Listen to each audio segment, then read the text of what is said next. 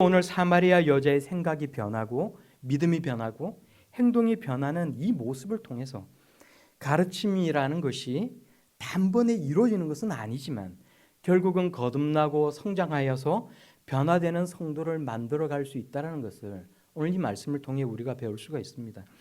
이 여인이 물동이를 내려놓고 마을로 내려가서 예수님을 전하기까지 이 사람에게 과연 어떤 일이 일어났는지, 왜 물동이를 내려놓았는지, 신앙의 변화와 신앙 공동체의 부흥은 어떻게 하면 일어날 수 있는 것인지를 우리가 함께 생각을 나눠볼 수 있는 그런 시간이 되면 좋겠습니다.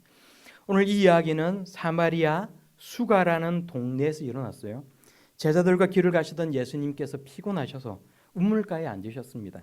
제자들이 이제 이때 이 사이에 동네로 들어가서 음식을 구하기 위해 동네로 들어가요. 그런데 사마리아 여자 한 사람이 물을 기르기 위해서 이 우물가로 옵니다. 그리고 예수님께서 사마리아 여자에게 물을 좀 달라 말씀을 하시면서 오늘 우리가 함께 보는 이 이야기가 시작이 되는 거예요.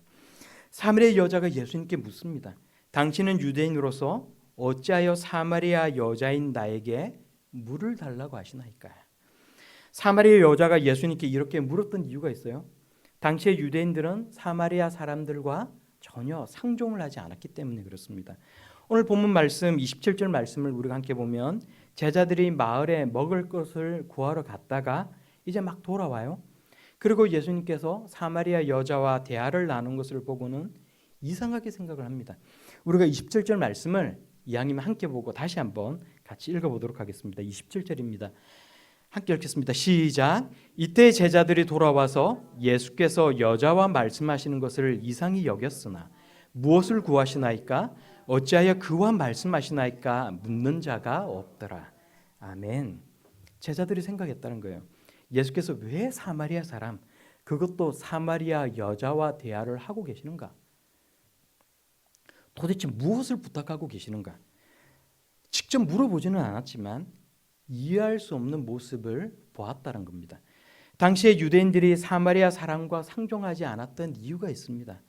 역사적으로 보면 700년 전에 북이스라엘이 멸망하고 난 뒤에 이방 민족들이 들어와서 이 북이스라엘 사람들이 살고 있던 땅에 섞여 살아갔어요. 혈통이 섞이게 되고 종교가 혼합이 되어버렸습니다. 사마리아 사람들은 유대인의 정체성을 다 잃어버리고 말았어요. 그래서 유대인들은 사마리아 사람들을 경멸했고 아예 상종하지를 않았습니다. 혹시 사마리아를 거쳐갈 일이 있으면 유대 사람들은 일부러라도 멀리 둘러서 가는 일이 있다 할지라도 사마리아 땅을 지나가지 않고 멀리 둘러서 갔다는 거예요. 그게 유대인들이 사마리아 사람들을 대하는 태도였다는 겁니다. 또 당시에 유대인들이 생각할 때 길에서 남자와 여자가 함께 서서 대화를 나눈 것은 굉장히 볼썽사나운 일이었습니다. 심지어 많은 랍비들이 가르칠 때 뭐라고 얘기를 했냐면 여자들에게 율법을 가르치거나 어떤 종교적인 가르침을 주는 것은 시간 낭비라고까지 이야기를 했었다는 거예요. 그런데 예수님은 길 옆 우물가에서 여자와 대화를 나누고 계신 겁니다. 말씀을 가르치고 계신 거예요. 여자, 거기에다가 사마리아 사람 아닙니까? 제자들이 이상하게 여긴 것은 어찌 보면 너무나도 당연한 것이란 겁니다. 그런데 우리가 한편으로 또 생각을 해보면 예수님은 처음부터 제자들을 데리고 일부러 의도적으로 사마리아 땅으로 들어가셨다는 거예요. 그리고 우물가에서 만난 사마리아 여자에게 물을 달라고 하시면서 일부러 말을 걸고 계셨다는 것입니다. 예수님께서 왜 이렇게 하셨어요? 이 사마리아 여자에게 복음을 전하기 위해서, 그리고 당시의 사람들이 가지고 있던 편견과 관행을 깨트리시기 위해서, 또 우리가 가질 수 있는 편견과 관행, 오늘날 교회가 가지고 있는 잘못된 편견과 그 관행을 깨뜨리기를 예수님께서 원하셨다는 것입니다. 하나님의 생각과 일하시는 방법은 사람의 그것과는 다를 수밖에 없다는 거예요.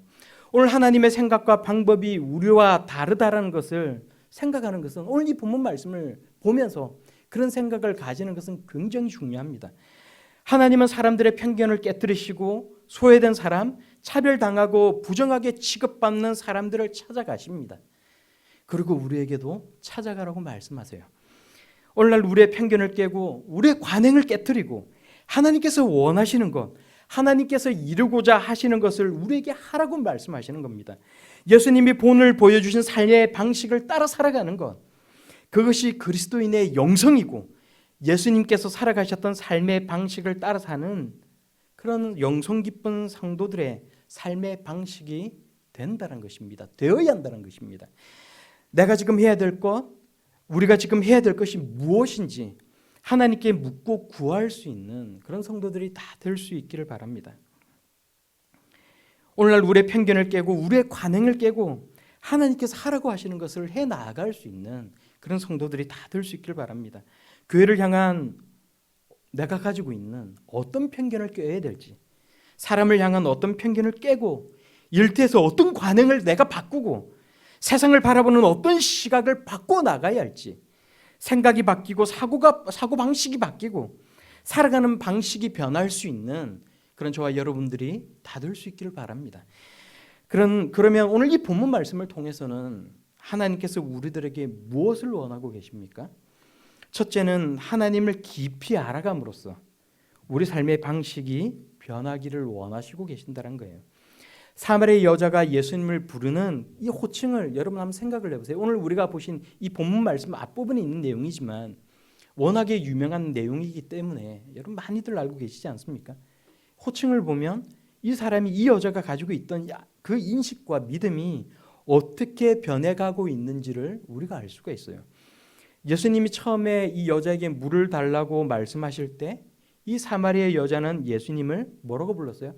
당신이라고 불렀습니다. 사마리아 여자에게 물을 달라고 하는 이상한 유대인쯤으로 취급을 한 것 같아요. 그런데 계속해서 대화가 진행이 되면서 이 여자가 예수님을 선생님이라고 부릅니다. 야곱보다 큰 사람이라고 생각을 해요. 예수님이 이 여자의 과거를 드러내시자 이번에는 선지자라고 생각을 합니다. 그리고 다시 메시아 곧 그리스도일지도 모른다는 생각으로 변하게 되고 마침내 동네로 들어가서 사람들을 예수님께로 몰려오게 만드는 모습으로 바뀌어져 가고 있다는 거예요. 사람의 생각, 믿음이라는 것이 쉽게 바뀌는 것은 아닐 것입니다. 하지만 예수님은 멈추지 않고 사마리아 여자와 대화를 이어가시는 노력을 지속적으로 하셨다는 거예요. 그래서 예배는 사마리아 땅 거리심산에서 드려지는 것이라는 이 여자의 잘못된 신앙을 고치시고 유대인들이 부당하게 자신들을 대하고 있다라는 그런 불편함과 소외감에 빠져 있는 이 사마리아 여자가 변하게 만드셨다는 것입니다. 우리에게도 한 사람을 변화시키기 위한 이러한 끈질김과 노력이 있기를 바랍니다. 이 여자는 사람들의 눈을 피해서 한낮 정오에 물을 길러러 나오던 그런 사람 아니었습니까? 그렇게 삶이 망가진 여자가 새로운 삶을 찾게 되었다는 거예요. 지금까지는 마셔도 목마를 수밖에 없는 그 육신의 갈증과 세상을 향한 갈증이 이 여자에게 있었다는 것입니다. 남들 눈총에 불편함을 느꼈기 때문에 남들이 다 일을 쉬는 그 뜨거운 한낮에 물을 기르러 굳이 나왔던 그런 사람이었다는 거예요. 낯선 사람에게 뭐라고 얘기를 해요? 그런 물을 내게 주사. 목마르지도 않고 또 여기 물 기르러 오지도 않게 하옵소서 구할 정도로 물 들어오는 일 그 자체가 반드시 할 수밖에 없는 일이었었고 동시에 너무나도 힘든 일이었다는 것입니다. 그게 물을 기르기 위해서 물동기를 이고 나오는 일이었다는 거예요. 그런데 사마리아 여자는 그렇게 중요했던 물동이를 오늘 우리가 이 본 말씀을 보면 버려둡니다. 그리고 동네로 들어가요. 우리가 28절에서 30절까지 말씀을 우리가 다시 한번 한 목소리로 읽도록 하겠습니다. 28절에서 30절까지입니다. 시작. 여자가 물동이를 버려두고 동네로 들어가서 사람들에게 이르되 내가 행한 모든 일을 내게 말한 사람을 와서 보라. 이는 그리스도가 아니냐 하니 그들이 동네에서 나와 예수께로 오더라. 아멘. 아멘. 비록 말하기는 부끄러운 일이지만 자신이 행한 모든 것을 다 알고 자신에게 말을 한 사람, 편견 없이 자신에게 말을 걸고 다가와서 말을 걸고 복음을 설명하고 하나님의 말씀을 가르쳐준 이 사람이 바로 저기에 있다라고 동네 사람들 가운데로 나아가서 증언을 하고 있다는 것입니다. 성도 여러분, 나의 부끄러운 과거를 다 알고 계심에도 불구하고 나를 찾아오시고 나에게 새로운 은혜가 있음을 알게 해주시는 그 하나님을 뜨겁게 경험할 수 있기를 바랍니다. 그리고 이 사마리 여자와 같이 여러분의 물동이를 버려두고 하나님 앞으로 나아갈 수 있는 그런 성도들이 다 될 수 있기를 바랍니다. 세상 욕망의 물동이를 내려놓을 수 있는 그런 사람들이 될 수 있기를 바라요. 그것이 무엇이 되었든지 간에 믿음으로 살아가는 것, 하나님께로 나아가는 것을 방해하는 모든 물동이를 내려놓을 수 있는 그런 성도들이 다 되기를 바랍니다. 생각을 해보면 베드로와 안드레는 예수님께서 그들을 부르실 때 복음 사역자가 되기 위해서 생업을 위해 필요했던 그물을 물동이처럼 내려두고 예수님을 쫓아간 사람들이었어요. 야고보와 요한은 예수님께서 부르실 때 제자가 되기 위해서 가족을 뒤로하고 즉시 예수님을 따라갔습니다. 하나님을 기피하는 사람은 삶의 방식이 변할 수밖에 없다는 거예요. 예수 그리스도는 종교의 창시자가 아니라 실존하는 인물이고 영원한 미래를 위한 하나님의 선물이라는 것을 알게 되면 어떻게 그것을 모르던 때와 똑같이 살아갈 수가 있단 말입니까? 예수 안에 참 생명이 있음을 아는 사람은 내가 지금 무엇을 위해 살아가고 있는지를 돌아볼 수밖에 없다는 거예요. 구원의 은혜를 받고 참된 진리를 아는 사람은 세속적인 삶의 목적을 버려야 한다는 것입니다. 그것이 물동이를 내려놓는 것의 의미인 것입니다. 사마리아 여자의 삶에 놀라운 변화가 생깁니다. 비록 예수가 그리스도라는 완전한 확신을 갖기에는 조금은 부족함이 있었다 할지라도 물동이를 내려놓고 동네로 들어가요. 마을 사람들을 피해 다니던 마음에 새로운 열망이 생겼다는 것입니다. 부끄러움을 이길 수 있는 담대함이 생겼다는 거예요. 힘겹고 외롭던 삶에 예수 그리스도께서 찾아오셨고 그 예수님을 사람들에게 소개하고자 하는 마음이 생겼다는 것입니다. 우리 모두에게도 이런 열망이 있기를 바랍니다. 사마리아 여자의 이야기가 누군가 어떤 다른 사람의 이야기가 아니라 오늘 나의 이야기, 우리의 이야기, 우리 교회의 이야기가 될 수 있기를 바랍니다. 타성과 관성에 젖어서 세상에 적응되어 버린 우리의 삶이 변화될 수 있기를 바랍니다. 변하지 않는 우리의 마음에 성령께서 뜨겁게 역사하시는 은혜가 오늘 저와 여러분들에게 다 있기를 바랍니다. 둘째로 교회의 일, 하나님의 일에서 큰 만족감과 충족감을 얻을 수 있기를 바랍니다. 사마리아 여자가 물동이를 버려두고 동네로 들어갔을 때 제자들이 음식을 예수님께 권해요. 사람들이 몰려오기 전에 빨리 시장길을 채우라. 배를 든든하게 하십시오. 제자들이 바라던 것은 그거 아니었겠습니까? 그런데 예수님께서 뭐라고 말씀하세요? 내가 이미 배가 부르다라고 말씀하시잖아요. 이미 너희가 알지 못하는 양식을 먹었다라고 말씀하십니다. 제자들이 서로 물어요. 누가 잡수실 것을 갖다 드렸지? 근데 예수님께서 뭐라고 말씀하십니까? 우리가 마지막으로 34절 말씀을 함께 읽어보도록 하겠습니다. 시작. 예수께서 이르시되 나의 양식은 나를 보내신 이의 뜻을 행하며 그의 일을 온전히 이루는 이것이니라. 아멘. 밥을 먹지 않아도 하나님의 일만 열심히 하면 살 수 있다는 얘기가 아니에요. 먹고 사는 것도 너무나도 중요한 일이지만 하나님의 일을 하면 배고픈 것을 잊을 정도로 삶의 큰 만족감과 충족감을 느낄 수가 있다는 것입니다. 그것을 누릴 수 있다는 거예요. 예수님은 하나님 아버지의 뜻을 온전히 이루는 것으로 배가 부르셨습니다. 우리도 하나님의 말을, 하나님의 일을 함으로써 인생의 큰 기쁨과 희열을 느낄 수 있기를 바랍니다.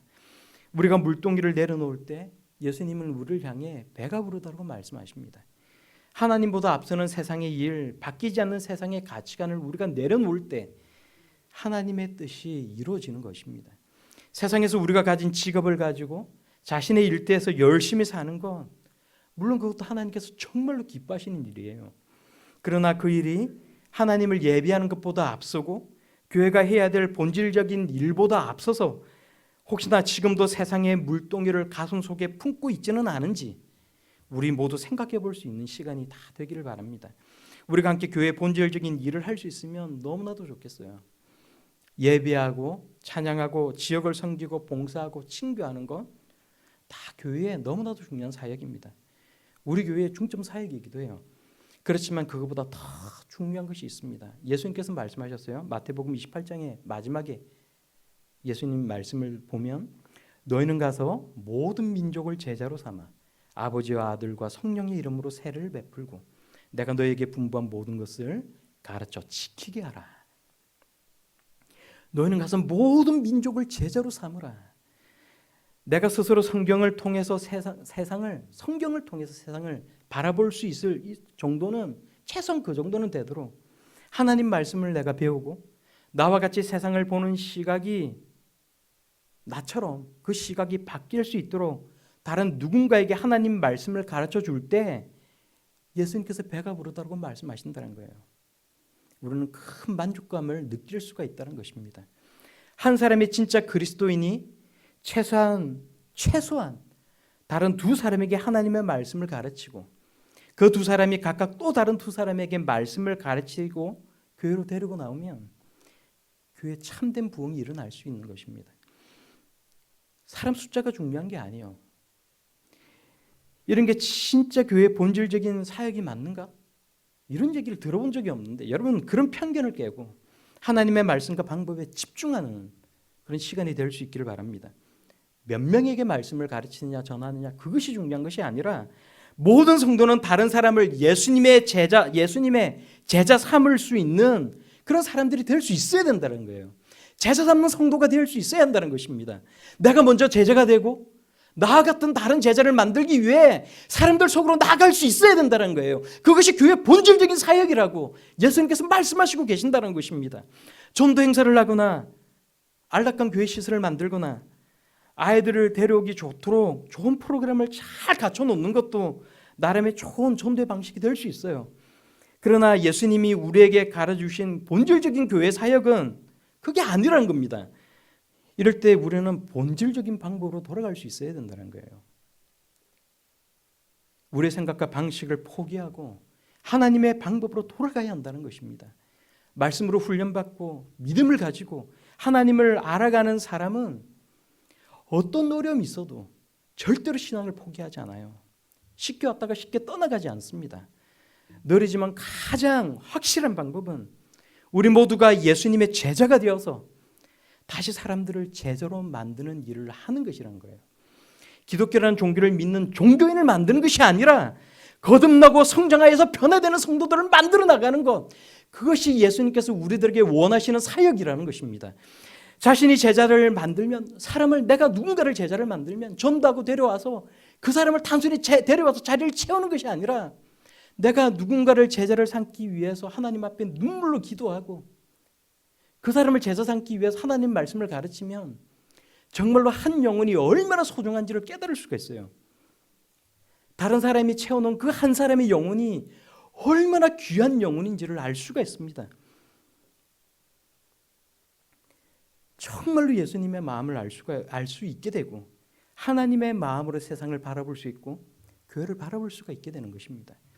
그리고 예수님께서 우리에게 맡기신 이 일은 큰 만족감과 충족감에 채워줄 수 있다는 것을 정말로 깨달을 수가 있다는 거예요. 예수님이 이미 배가 부르시다고 하신 말씀이 무슨 의미인지 정말로 깨달을 수가 있다는 것입니다. 지금도 하나님은 하나님 나라의 일꾼을 부르시고 계십니다. 잘못된 관행과 편견을 뛰어넘고 세상의 물동이를 내려놓고 부르시는 그 음성 앞으로 뛰어나갈 수 있는 저와 여러분들이 다 될 수 있기를 바랍니다. 성도 여러분, 모든 삶의 근원적인 문제는 무엇으로부터 나오는 것입니까? 하나님과 단절된 것에서부터 나와요. 세상의 모든 문제는 우리가 지은 죄악으로부터 나오는 것입니다. 하나님과의 문제가 해결되지 않고 죄의 문제가 해결되지 않으면 매일같이 기르고 날라야 되는 이 사마리아 여자의 물동이처럼 결코 채워지지 않고 풀리지 않는 삶의 문제가 우리 삶 가운데 있을 수밖에 없다는 거예요. 그게 세상 사람들의 인생이라는 것입니다. 건강과 생업, 인생의 문제를 짊어지고 세상이라는 우물을 찾아다니기보다는 예수 그리스도를 통해서 삶의 진정한 의미를 찾고 인생의 본질적인 숙제가 풀리는 성도들로 살아갈 수 있기를 바랍니다. 사마리아 여인처럼 부유함, 세상 권력, 세상의 어떤 지혜와 같은 세상 남편을 찾는 일을 멈추고 삶의 의미가 근본적으로 바뀌어버리는 그런 하나님의 자녀들 다 될 수 있기를 바랍니다. 그래서 하나님 말씀으로 믿음이 성장하여서 우리 삶의 물동이를 내려놓고 예수를 쫓아가 살아가는 성도들, 자신과 같은 제자를 만드는 것에서 참 기쁨과 만족을 얻고 배가 부르는 그런 하나님의 자녀들이 다 될 수 있기를 우리 예수님 이름으로 축원합니다.